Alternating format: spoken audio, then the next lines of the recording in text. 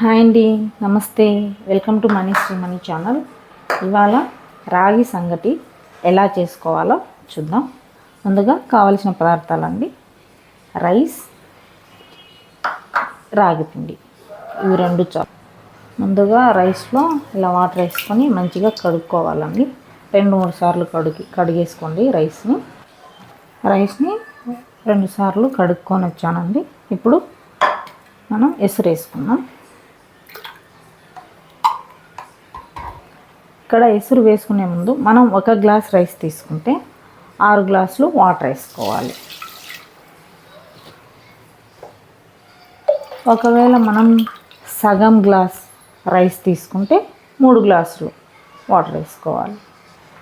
ఇలాగా ఎసురు వేసుకోవాలండి. వేసుకున్న తర్వాత ఇందులోకి మనం కొద్దిగా క్రిస్టల్ సాల్ట్ వేసుకోవాలి. ఇక్కడ క్రిస్టల్ సాల్ట్ వేసుకున్న తర్వాత మనం పొయ్యి మీద పెట్టేసుకొని బాగా ఉడికించుకోవాలండి. ఇలా మూత పెట్టుకొని ఉడికించుకోవాలి. ఇక్కడ ఎప్పుడైనా రాగి సంగటి చేసే ముందు మనం తీసుకున్న ఈ గిన్నె ఉంటుంది కదా, అడుగున మందంగా ఉండే విధంగా తీసుకోండి.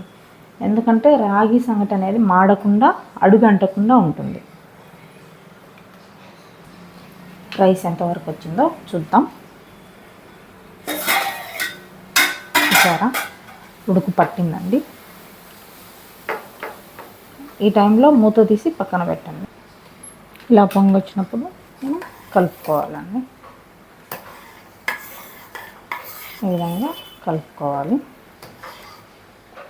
కలుపుకున్న తర్వాత ఇలా మూత ఈ విధంగా పెట్టండి.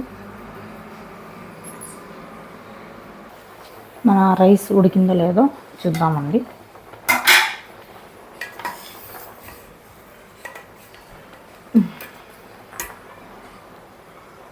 ఇలా చూడండి, ఇలా ఉడకాలండి.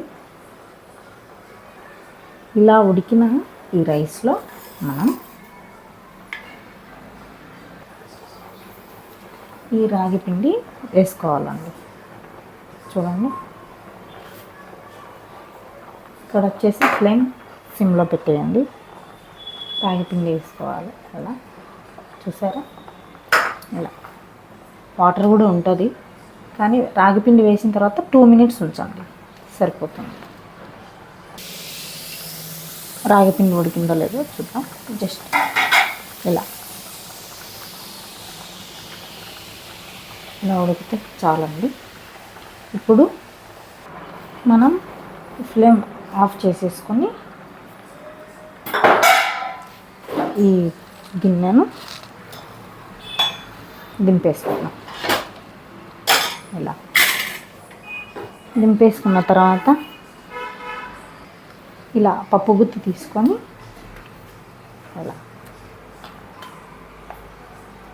ఇలా కలుపుకోవాలండి. ఈ విధంగా కలిపేసుకోవాలి.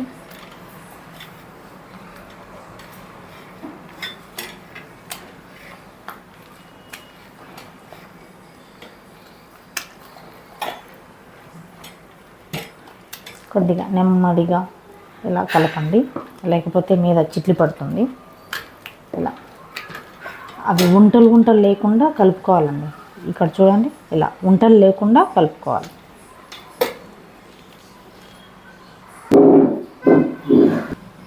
ఈ విధంగా కలుపుకోవాలండి. రాగి పిండి చూడండి మంచిగా రైస్కి మంచిగా కలిసిపోయింది. రైస్లో ఇప్పుడు ఈ విధంగా కలుపుకున్న ఈ రాగి సంగటిని మనం ఒక 2 మినిట్స్ స్టవ్ ఆన్ చేసేసుకొని దీన్ని 2 మినిట్స్ మగ్గనించాలండి.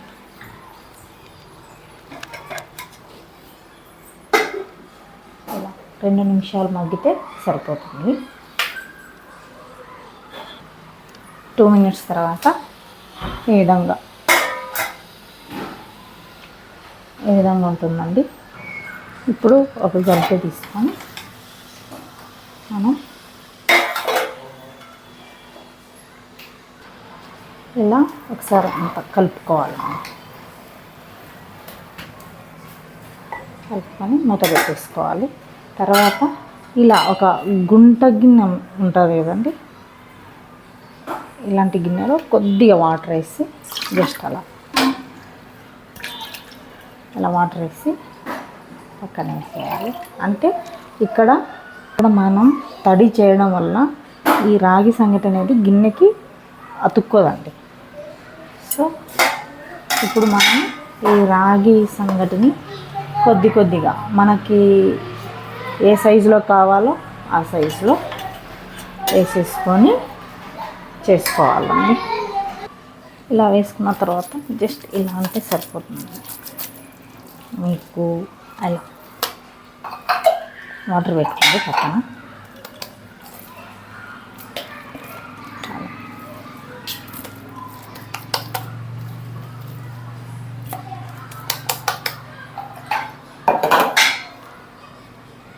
హాట్ బాక్స్ తీసుకోండి, అందులో కొద్దిగా వాటర్ వేసి ఇలా అంటే అడుగున తడి ఉండే విధంగా హాట్ బాక్స్ని ఇలా, తడి అంటే వాటర్ ఉంచొద్దండి, వాటర్ వంపేయండి. ఇలా చూడండి, ఇలా వాటర్ వంపేసి మనం చేసి పెట్టుకున్నాం కదా ఈ రాగి ముద్ద, దీన్ని రాగి ముద్ద చేసుకున్నాం కదా ఇలా అని దాన్ని ఇక్కడ ఇట్లా వేసుకోవాలి. ఇప్పుడు రెండోది కూడా చేస్తున్నాం. ఇప్పుడు కూడా కొద్దిగా తడి వేసుకొని జస్ట్ అలా ఈ తడి చేసేసుకొని ఈ నీళ్ళు ఇలా వంపేసి ఇందులోకి ఈ రాగి సంగటిని వేసేసుకోవాలి.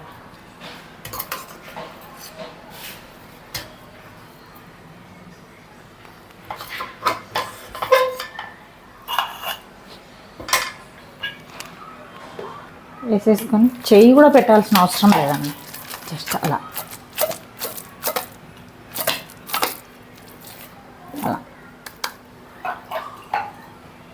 చూడండి, తడి చేసుకొని చేతికి ఇలా అనేయండి. ఇప్పుడు హాట్ బాక్స్లోకి వేసేస్తుంది. చూసారా, ఇలా వేసుకొని మూత పెట్టేసుకోండి. చాలాసేపు వరకు వేడిగా ఉంటుంది. మూత పెట్టేసుకోండి, చాలా వేడిగా ఉంటుంది.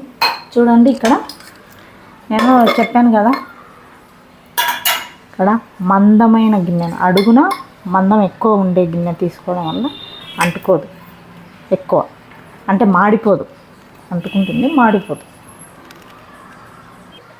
వేడి సంగటి, రాగి సంగటి రెడీ అండి.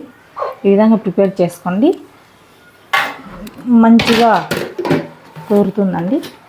మెజర్మెంట్ వచ్చేసి ఒక గ్లాస్ రైస్కి 6 గ్లాసులు వాటర్ వేయాలి.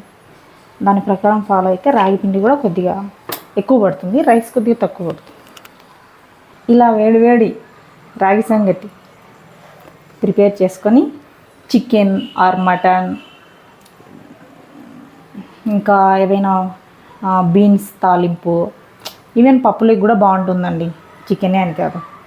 సో ఒక్కసారి ట్రై చేయండి, ఎలా వచ్చిందో కామెంట్ చేయండి. ఈ వీడియో మీకు నచ్చితే లైక్ చేయండి, షేర్ చేయండి, సబ్స్క్రైబ్ చేయండి. Thanks for watching.